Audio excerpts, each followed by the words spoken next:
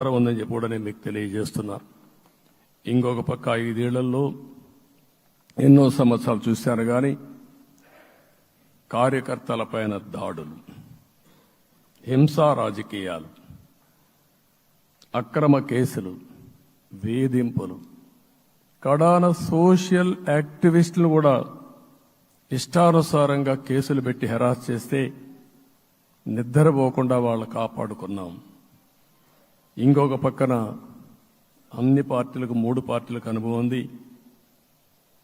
ఈరోజు మీరు చూస్తే ప్రాణాలు తీస్తూ అరాచకంగా ప్రవర్తిస్తూ తెలుగుదేశం పార్టీలో ఒక ఉదాహరణ చూసినప్పుడు అన్ని పార్టీలకు వర్తిస్తుంది.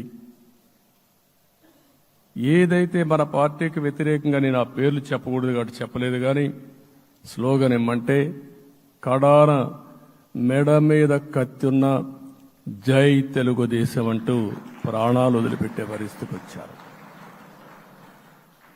ఇది ఊహించని పరిణామాలు ఇవన్నీ. ఇప్పుడు కూడా కళ్ల ముందర తిరిగే పరిస్థితి వస్తుంది. అందుకే ఈరోజు మనందరం కూడా ఇవన్నీ గుర్తుపెట్టుకొని, నాకు జరిగిన అవమానాలు చూశారు. నేను అందుకే మా కుటుంబానికి జరిగిన అవమానంతో నేను కూడా భరించలేక బయట వచ్చినప్పుడు ఒకటే శపథం చేసి వచ్చాను. ఆ శపథం ఇది గౌరవ సభ కాదు, ఇది కౌరవ సభ. ప్రజాక్షేత్రంలో గెలిచి మళ్లీ ఈ సభను గౌరవ సభగా చేసి అడుగు పెడతానని చెప్పి శపథం చేసి బయట వచ్చాను. ఓసారి ఇవన్నీ చరిత్ర. ఆ శపథాన్ని ప్రజలు గౌరవించారు. గౌరవించిన ప్రజల్ని నిలబెట్టే బాధ్యత మనందరిపైన ఉంది.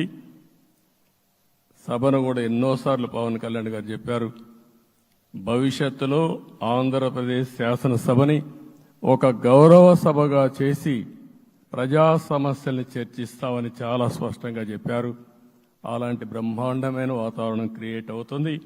దానికి ఒక శాసనసభాపక్ష నాయకుడిగా నేను హామీ ఇస్తున్నా. మళ్లీ ఈ సభను గౌరవ సభగా, ఈరోజు మన పరిపాలన ప్రజా పరిపాలన, ప్రజా ప్రభుత్వంగా మనం ముందుకు పోవాల్సిన అవసరం ఉంది. ముందుకు పోతామని చెప్పి కూడా నేను మీకు తెలియజేస్తున్నా. ఇంకా కిందికి డెప్త్కి వెళ్తే గవర్నమెంట్